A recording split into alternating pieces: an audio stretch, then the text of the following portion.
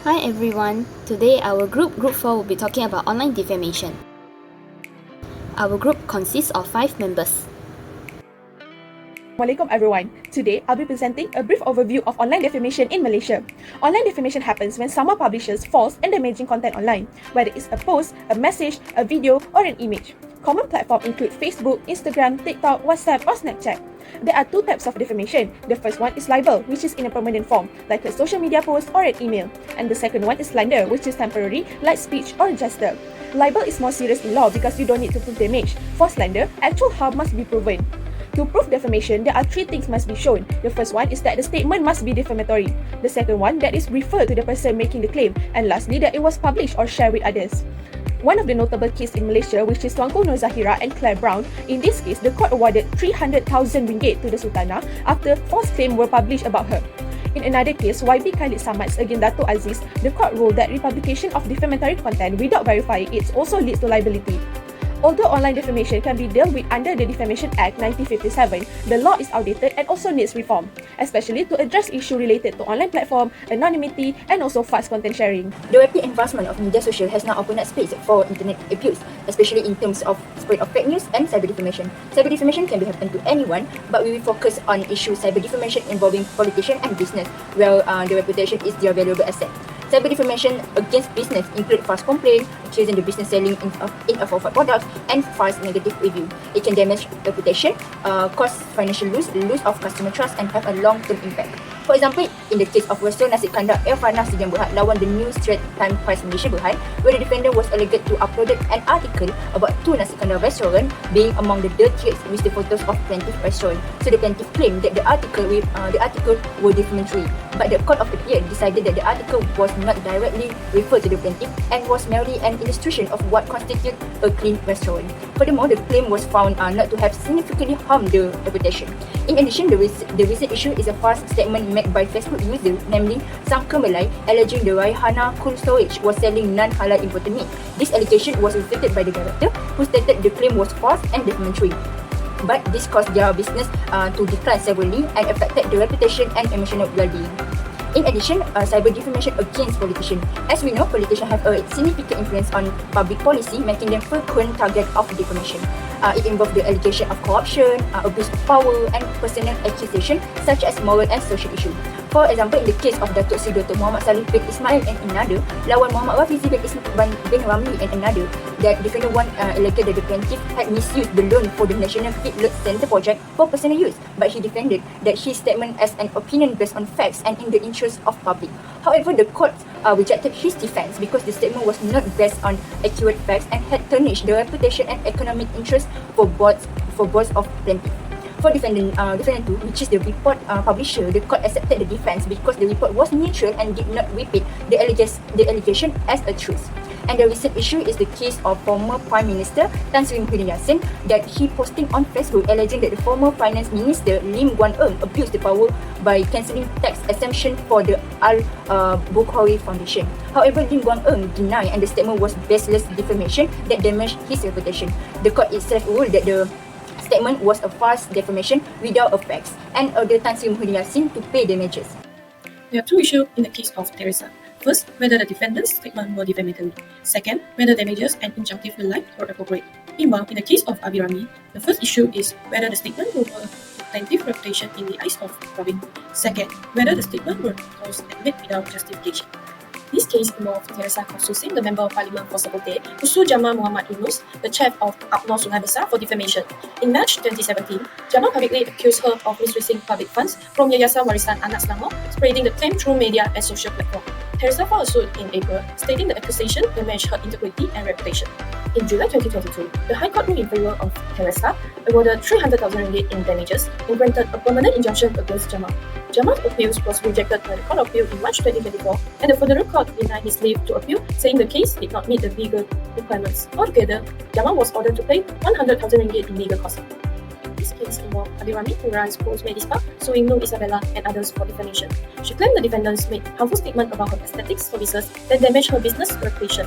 However, the court found that her evidence was weak and did not meet the legal standard for defamation. As a result, the lawsuit was dismissed, and she was ordered to pay 60,000 ringgit in costs for 3 of the defendants. Meanwhile, the first defendant, Nur Isabella, successfully filed a cover claim for negligence. The court found that Abirami had breached the duty of care as a beauty practitioner, causing pain and injury to the defendant. Isabella was awarded 4,774 ringgit in special damages and interest, with additional compensation for pain and suffering to be assessed later. The plaintiff was also ordered to pay 80,000 ringgit in legal costs to Isabella. This case highlights the importance of strong evidence in defamation claims and the duty of care on by the aesthetic practitioner. Malaysia's defamation law is primarily governed by the Defamation Act 1957, which was influenced by the English common law. It recognizes two types of defamation: libel, which refers to written or published defamation, and slander, which refers to spoken words. To succeed in a defamation suit, the plaintiff must prove three elements. First, that the statement must be defamatory. Second, that it must be referred to them. And third, that it was published to at least one of the third party. Sometimes the court can remove a case early if it clearly has no chance of success. It is a waste of time or it's abusing the legal process. This is called striking out procedure. In the case of Teresa Kok and Jamal, the defendant tried to strike out her defamation claim, but the court said no because the accusation was serious and it could hurt her reputation. It should be heard in a full trial. This shows that the courts are careful to not block defamation claims too early, especially when the matter is serious or involves someone in the public's eye. Qualified privilege protects the statements made in the public interest, but only if they are made in good faith. If there is malice, the defense doesn't apply. In the case of Abirami and Nur Isabella, the court rejected this defense because the defendant's comments made about a spar were made out of personal grudge, but not genuine concern. This shows that the courts are very strict, especially when it comes with online defamation, where harmful comments can spread fast and widely. The defense of fair comment protects honest opinions on matters of the public interest, but only if they are made based on true facts and expressed without malice. In the same case of Abirami, the court also rejected this defense. The defendant's remarks made were found to be exaggerated, unsubstantiated, and clearly malicious. This demonstrates that the courts differentiate between fair criticism and personal attacks, particularly in business-related contexts where reputations can be easily damaged by false online reviews. According to the article, Media and Communication Ethics in the year of 2019, there is a growing need for accountability among media users, especially with the rise of user-generated content like blogs, and social media posts. The article argues for a balance between freedom of expression and the obligation to report truthfully. It supports how the judiciary is adapting to modern communication platforms, reinforcing that legal protections must evolve to address how reputational harm now occurs in real time and often beyond traditional media outlets. In the case of Esha, a Malaysian influencer who tragically died by suicide after ongoing cyberbullying, this highlighted a major gap in the existing cyber defamation laws. The offender was only fined for 100 ringgit under the Communications and Multimedia Act 1998. This punishment was widely viewed as inadequate. This case reflects the limited protection available to ordinary users, showing that the current laws are often outdated, weakly enforced, and unable to address the real emotional harm caused by online abuse. In the case of Hannah Yeoh and Kamaru, a lecturer accused a member of parliament by using her book to spread Christianity. However, the court found out that the Facebook post made were defamatory, had no proof, and was made in bad intention. Hannah Yeoh was then later awarded with 400,000 ringgit of damages. This shows that the courts treat public accusations seriously, especially when they involve sensitive topics like the religion. But it also highlights that a gap, where ordinary people like in Esha's case don't always get the same strong protection.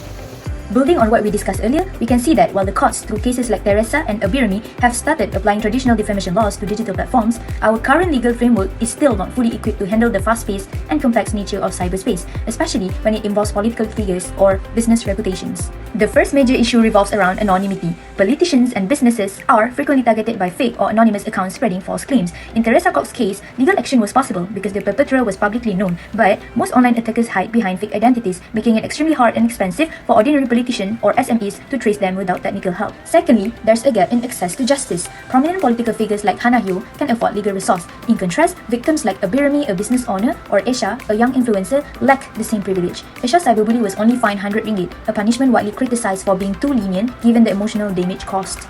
Next is jurisdictions becomes an issue when defamatory content is hosted overseas. Also, current Malaysian law doesn't clearly impose takedown responsibilities on platforms like TikTok or Facebook unless there's a court order. By the time action is taken, the damage is usually done, especially in fast-moving political or business environment.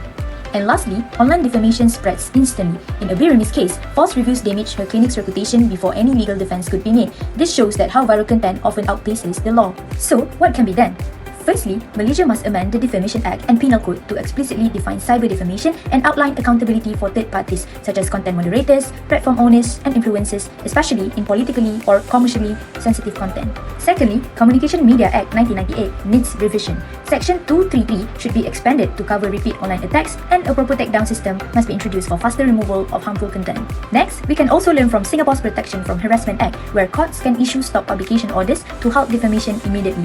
And finally, legal reform alone isn't enough. We also need to build a culture of digital responsibility through public awareness, school programs, and media literacy. Only then can we ensure that protection from cyber defamation is accessible to everyone, not just the rich or famous, but all Malaysians. That's all from us. Thank you.